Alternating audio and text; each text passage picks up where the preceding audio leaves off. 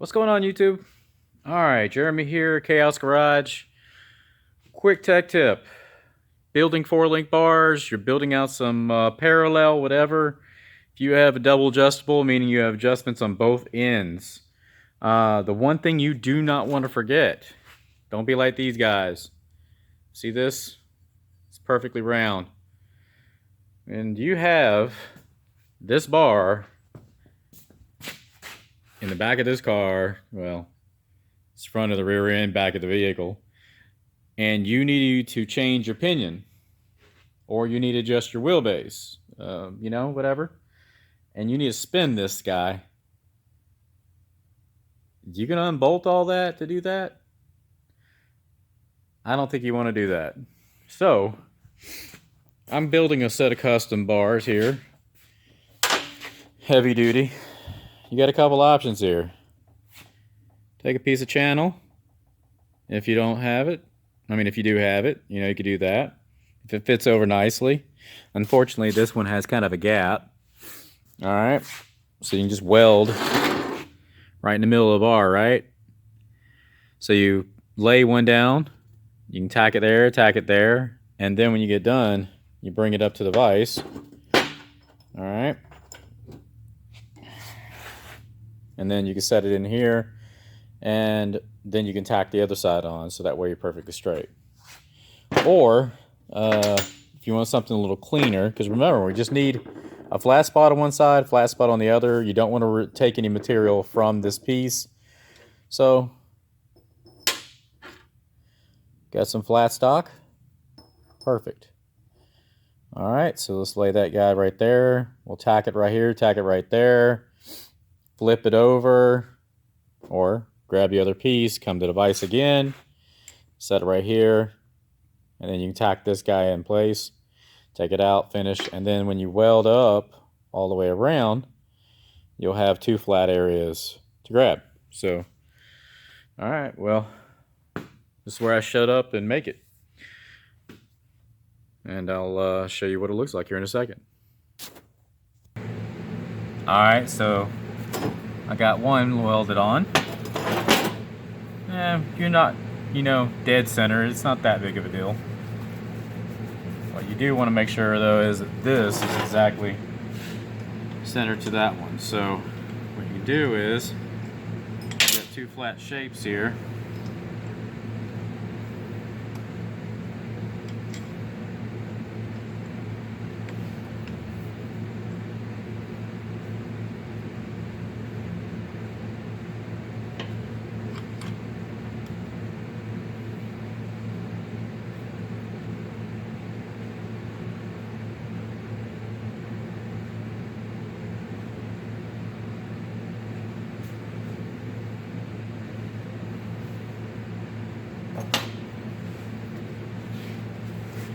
Alright, so essentially I got it pretty straight with each other, but you want to come to the side and make sure you're equal there too.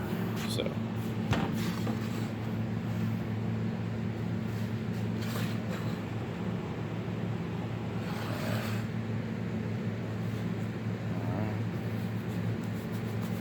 I just got the vise a little tight here, not crazy.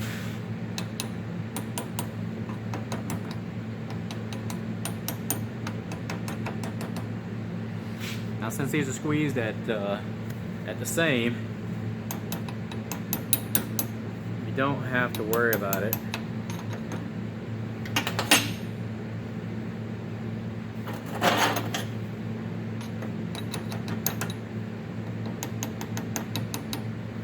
Them being parallel to each other, because they are.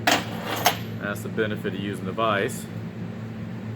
Alright, now I've knocked that down. I'm going to come back up top. And it looks like we're pretty straight to each other still. I'm going to make sure the bar or the tube is level, and then tighten. Alright, so got that a little tighter. Granted, it still can move a little. So there we go. And hopefully you can see that well. Alright. Let's tack both this bad boy into place.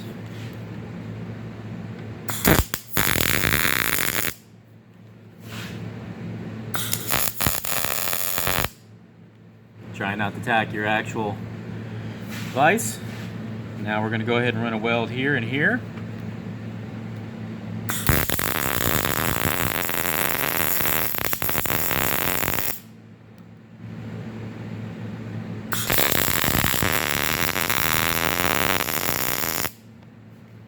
Alright. Get that out of there.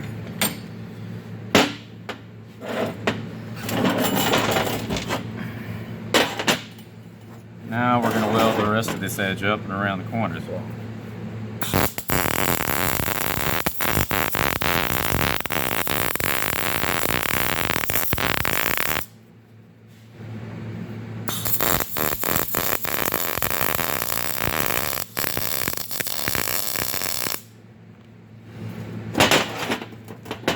the same thing on the other side.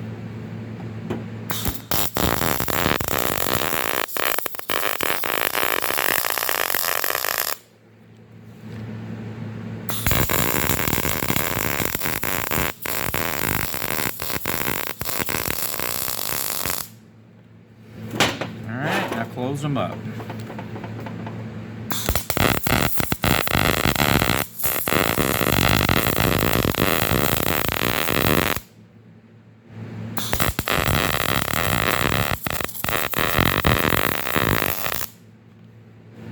Alright. So we have two little flat spots now. We're going to let that cool off for a second, and I'll show you how it looks once we get it able to handle it again. Alright, so as you see, we got, it's a little hot still, so we got those welded on there, right? Flat spot, 12-inch, and there we go. So now you have a place to actually grab a hold of and make your adjustments inside that car. Now, even if you had to get it from this edge, if you tighten that up, it would still grab there too. So you do have two options to get a hold of. Now, is it pretty?